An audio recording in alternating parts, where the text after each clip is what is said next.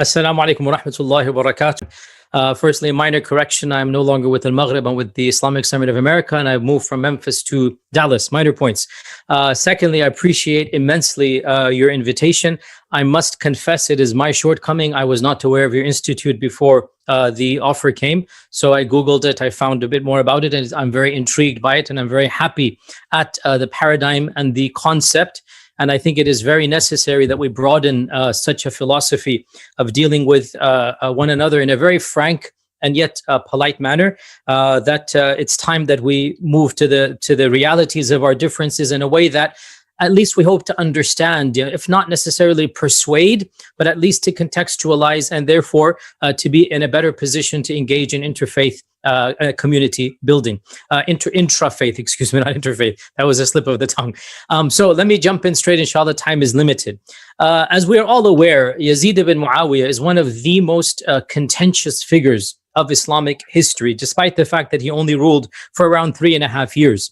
A number of key incidents occurred that shaped Islamic history, and obviously his reign in particular. Most significantly, of course, is that it was his reign that changed the notion of the caliphate in Sunni history from being Ashura or election to being a hereditary line of basically kings. It was, of course, Muawiyah's nomination of Yazid that began this transition. And Sunni works mention opposition to this nomination in the lifetime of Muawiyah radiallahu anhu, when his governor made the announcement in Medina that according to pretty much all of our books, Sunni books, the sons of Abu Bakr and Umar and Ali radiallahu anhum, all of them objected. So Abdurrahman ibn Abi Bakr and Abdullah ibn Umar and Al-Hussein ibn Ali radiallahu anhum, they all objected along with other senior companions. This is when Muawiyah was alive and the announcement was made. And of course, many issues happened. A number of them fled to Mecca in this time frame, including Abdullah ibn Zubayr. Of course, the main issue that happened in his caliphate was as soon as he took charge, obviously within a few months after that, the massacre and the tragedy of Karbala took place, as we're all aware. And then, of course, right after this, by a year and a half, was the vicious massacre of Medina known as the Harra, the Battle of Harra, in which the commander Muslim ibn Uqba, he besieged the city of Medina, and then he plundered, after the conquest of Medina, he plundered the city. Lots of even rapes and whatnot happened for 3 full days. And then the army made its way to Mecca, where they laid siege to Mecca. They attacked Mecca with catapults. They damaged the Kaaba. And then Yazid passed away while they were surrounding Mecca. So these incidents, of course, shaped the history of Yazid. Now, in this lecture, we only have, less than 20 minutes left. What I'm going to do is I've read over 40 or 50 of the books, just glanced over them, of our history and theology, to get a sense of where the pulse of Sunnism stands vis-a-vis Yazid ibn Muawiyah and what happened in his reign. And what I've done is that I've basically very quickly made a spectrum. Unfortunately, I don't have a chart. I don't do visuals very well. I've made a spectrum of interpretations of how Sunni theologians and Sunni historians viewed Yazid. And it's interesting to note that even historians, obviously, their biases are their biases, and it is human nature. Our biases are our biases. We're all in our own ways approaching these incidents with at least a little bit of our own preconceptions, which really are internal biases. So we have, for example, Al-Mas'udi, who's obviously, he is an Imami. Al-Mas'udi in his Muruj al-Dhahab, very interestingly, he actually claims that Fir'aun was better than Yazid, right? So he said even Fir'aun was more just than Yazid, and he was more fair to his own kith and kin. And of course, Al-Mas'udi does not consider Yazid even to be a believer. And he says that Yazid is essentially his status, he said, is akin to the one who rejects Allah and rejects religion and rejects the day of judgment. And of course, Al-Mas'udi is a historian, but of course, his theology is, of course, also well known. Contrast this, and these are 2 historians before I jump to the actual names that I have. Contrast this with Ibn Kathir. Kathir is a mainstream, if you like, somewhat Ibn Taymiyyite Sunni historian. And Ibn Kathir comments on Yazid and Hussein by saying that we know that Yazid was not happy at the killing of Hussein. This is now Ibn Kathir's interpretation. And he says that no one from the leadership expressed happiness at the killing of Hussein, except for a small group of people that we don't care about.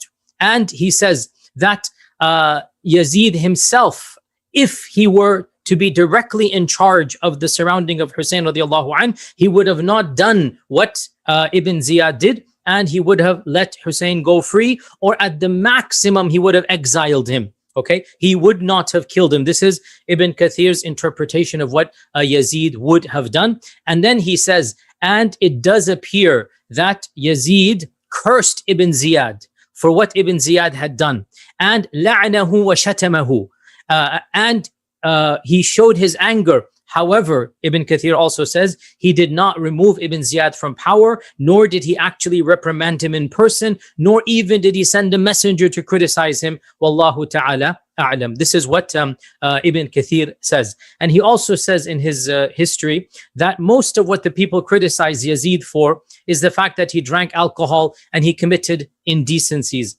And as for the killing of Hussein radiallahu anh, Ibn Kathir says, this is really interesting, it is exactly as his own grandfather said on the day of Uhud. Who is his grandfather? Is Abu Sufyan, right? Yazid ibn Muawiyah ibn Abi Sufyan. That his grandfather said on the day of Uhud, neither did I command the mutilation of the bodies, nor does it bother me. End quote. So Ibn Kathir is really interesting here. He links Yazid to Abu Sufyan, and he links the incident of Karbala with that of Uhud. And then he says, look, Yazid was, neither did he tell his troops to kill, but nor did he really get, it kind of benefited him politically, right? So that's a very interesting twist from Ibn Kathir. Now, very quickly, the spectrum that I have here, and this is coming from me, so obviously it can be fine-tuned as well. The spectrum that I have here is that we really do find some outliers and then a bulk middle in Sunni Islam. As for the outliers, in Sunni history, we have perhaps one or two people, and that's about it, who actually defended Yazid against Hussein, radiallahu anhu, right? In other words, somewhat, not even the word justifying works here, but basically ignoring the Karbala massacre and saying Yazid, his caliphate was right. And overall, he was a good person. That is something that is an outlier sentiment. And we find it perhaps most famously in one of the obscure Hanbalite figures. He's not that well known. He is actually better well known because he was refuted by the name of Abdul Mughith al-Baghdadi, who died 583 Hijrah. He actually wrote a treatise called Fada'ilu Yazid, Fada'ilu Yazid, the blessings of Yazid. And in this treatise, he mentioned a number of points about praising Yazid. As a response to this, the famous Ibn al-Jawzi wrote a refutation, which we have. We don't have the original Fada'il Yazid. We have Ibn al-Jawzi's refutation. And Ibn al-Jawzi went to the other side. But there is a side that is even more extreme than Ibn al-Jawzi, and that's what we're going to flip to right now. And that is explicit takfir of Yazid. This is an outlier. It is not mainstream Sunnism. Just like actual support of Yazid, meaning you completely ignore what he did and you say he was a righteous man, this is an outlier. Somebody saying something? Or so to the other side is an outlier, and the outlier is to consider Yazid to be a kafir, takfir of Yazid. This is something that is rarely found in Sunni literature, but it is found. And perhaps the most famous person for whom this is narrated is Ibn Aqil al-Hanbali, who died 513 Hijrah. That Ibn Aqil, it is narrated from him, from his students, that he would say that Yazid is not even a Muslim. And in recent times, pre-modernity, the famous scholar of Iraq and Syria, Al-Alusi, who wrote his tafsir, the famous Al-Alusi, died 1854. Al-Alusi says that, I'm fairly certain, he doesn't make jazm, I'm fairly certain that Yazid did not believe in any religion. And he says that the actions of Yazid in his killing of Ahl al-Bayt and in his massacre of the people of Medina, they are just like somebody desecrating the Quran. You might as well say he's a kafir. So too, Yazid's actions make him to be a kafir. Okay, and this is a very minority position, as we said, and you really don't find it in the mainstream. So these are the two outliers. What is the bulk? What is the majority of Sunni scholarship? The majority of Sunni scholarship has a much more narrower spectrum. And this spectrum, it is also a spectrum. And so within this spectrum, you have one group of scholars who despised Yazid very, very publicly, allowed people to curse him and hated him, but they didn't go to the level of takfir, which, as I said, is very rare. And there are many scholars in this camp. So we have, for example, Imam Ahmad ibn Hanbal, in one narration from him, from a student al-Khalal, that he would allow the cursing of Yazid. And Al-Qadi Abu Ya'la from the Hanbalis would allow the cursing of Yazid. And from the Shafi'is as well, we have the famous Ilkaya al-Harrasi, the very great Shafi'i scholar, died 504. He has an interesting quote that he was asked about the cursing of Yazid. So he said, فيه لأحمد قولان تلويح وتصريح ولمالك قولان تلويح وتصريح ولأبي حنيفة قولان تلويح وتصريح ولنا قول واحد التصريح دون التلويح. Right? So the other scholars might have had two opinions. I only have one opinion, and that is we curse him by name.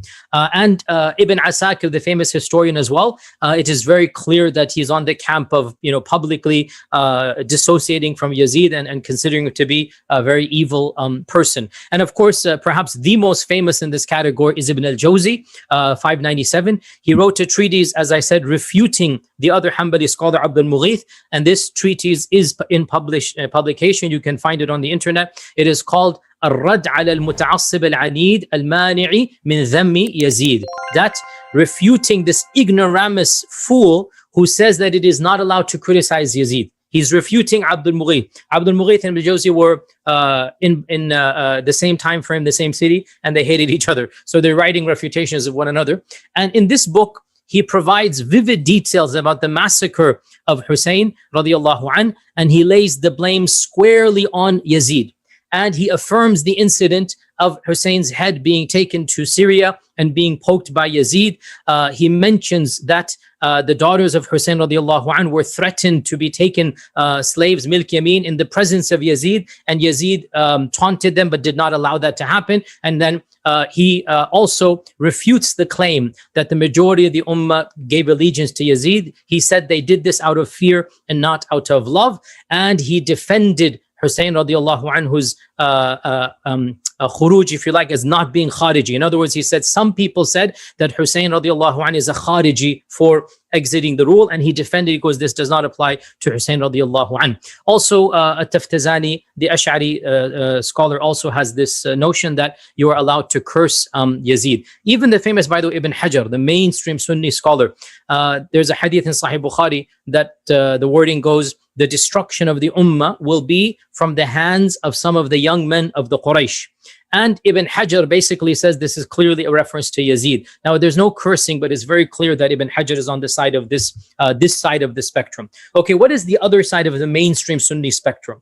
The other side of the mainstream Sunni spectrum, this is one side, we find a lot of great ulama. The other side is demonstrated by people like Al-Ghazali and Ibn al-Salah and Ibn Taymiyyah and others of that nature. And obviously, every position is slightly different, but for the purposes of our short talk, we can lump them all together. And this perspective is to summarize as follows: that Yazid is not a good person. We don't love him. We don't respect him. But this group would argue, neither is it befitting to curse somebody who said the kalima. We leave his affair to Allah subhanahu wa ta'ala, and we don't have any special love for him, and we know that many bad things happen in his time frame. Now, amongst this group, Al-Ghazali has a very spiritual take. Al-Ghazali was asked about the cursing of Yazid, and he basically doesn't mention anything of history. He doesn't become political. That Al-Ghazali, you can say, is a very, spiritual and apolitical person in his lifetime. He doesn't mention anything. He simply says that it is impermissible to curse him because of the generic texts that prohibit cursing anything. He says you can't even curse an animal of Allah. How can you curse, a human being? You just don't curse, anything. And he goes, many centuries have gone by. We don't know know the realities. Each side has his propaganda. So we just, assume the best and don't really get involved in cursing and not cursing. You don't really think about these issues. And this is a very spiritual, interpretation. And the same goes for Ibn al-Salah as well, that Ibn al-Salah said that we should blame Ibn Ziyad actually for the killing of Hussein radiallahu anh. But as for cursing Yazid, he goes, why should we curse any Muslim? So it's like shifting the blame slightly to Ibn Ziyad or more to Ibn Ziyad, but then not defending Yazid, simply saying we leave his affair to Allah subhanahu wa ta'ala. In this camp as well, even though we have now, differences within this camp, Al-Dhahabi, the great Sunni historian, Al-Dhahabi is kind of sort of in between the cursing and non-cursing, more on the side of cursing, but he doesn't quite curse. He doesn't allow the la'an, but he is very harsh in his adjectives about Yazid. And so he says in his siyar that along with his many mistakes, he has one good deed. So he's basically has a long resume of evil, and he has hasana wahida, one good deed, and that is that he led the expedition against Constantinople. And we know that the Prophet ﷺ praised the expedition against Constantinople. And he mentions at the end of his biography that Yazid was known for his generosity and for his strength or might in his kingdom. He had vision and resolve with cruelty. And he was known for some poetry. And he was a Nasibi. Of course, a Nasibi is basically, as we know, a sect that existed in the past that despised Ali radiallahu anh and cursed Ali radiallahu anh. He was a Nasibi, harsh, of cruel disposition, drinking alcohol and doing munkar and fawahish. His reign began with the killing of the Shaheed Hussein radiallahu anh, and it ended with the massacre of Harra. And so people despised him, and he was not blessed to live a long life, and many were the people who rebelled against him after Hussein radiallahu anh. So Dhahabi is very squarely anti-Yazid, but not to the level of cursing. And the same goes for the historian Ibn al-Athir, that the same camp can be said, that he doesn't like him at all, but there is no la'an. And he ends, Ibn al-Athir ends his biography of Yazid in his magnum opus, the history book. He ends it by quoting Abdullah ibn Abbas, a letter that he wrote to Yazid, in which he blamed Yazid for the death of Hussein radiallahu anh, and he used very harsh language against him. We're going to conclude. I know we have only 3.5 minutes left. We're going to conclude by mentioning the two most interesting, and this is, I would say, the one that has remained in the modern Salafi movement, and that is Ibn Arabi the Maliki, not the Sufi Ibn Arabi.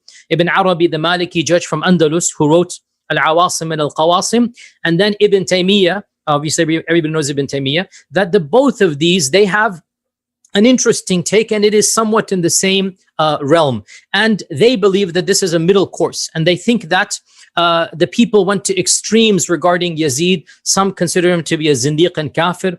Others consider him to be a saint and a righteous person. However, Ibn Taymiyyah and Ibn Arabi and others, they say this is both exaggeration. He was a king of the kings, amongst the kings. He was neither a saint or a righteous person, nor was he a zindiq. He had some bravery and generosity. And during his time, incidents occurred. Ibn Taymiyyah and Ibn Arabi both say that Yazid did not order the killing of Hussein radiallahu anh. It was Ibn Ziyad. However, they both say that Yazid did not take any anger or measures against Ibn Ziyad. So the responsibility of not taking to account the killers of Hussein falls on Yazid, but they clearly say explicitly, the both of them, that Yazid did not order it, but then he didn't reprimand those who did it. And in fact, the both of them are more clearly blaming him for what happened in Medina and the massacres of Medina and the rape of Medina, because there you have no ambiguity.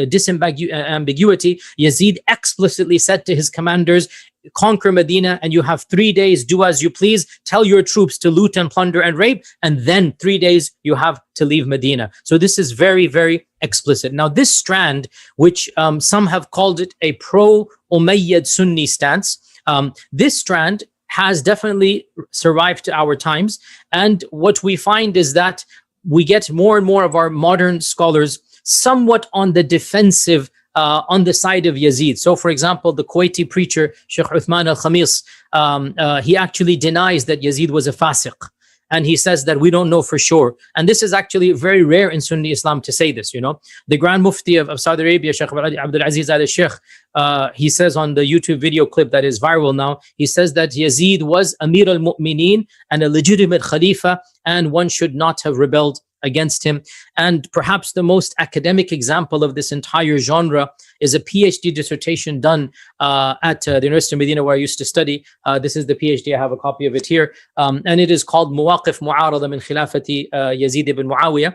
And it is done from the Department of History under Dr. Akram Umari, who is well known for basically, again, this type of philosophy, if you like, that is well known. And in this book, he comes to the conclusion that Hussein radiallahu anh, his death should be blamed primarily on the people of Kufa, and then Ibn Ziyad. And Yazid, he says, has no share of the blame whatsoever. He is not responsible at all for the death of Hussein. In fact, the author concludes that Yazid was very hurt and angry at the death of Hussein radiallahu anh, and he cursed Ibn Ziyad at the death of Hussein radiallahu anh. And he concludes that we can't really blame Yazid. It was a chaotic time frame in his era, and we don't really know what he would have done if the Ummah had been in more peaceful circumstances. So to conclude, we see a spectrum of opinion amongst Sunni Islam regarding Yazid and the killing of Hussein radiallahu anh.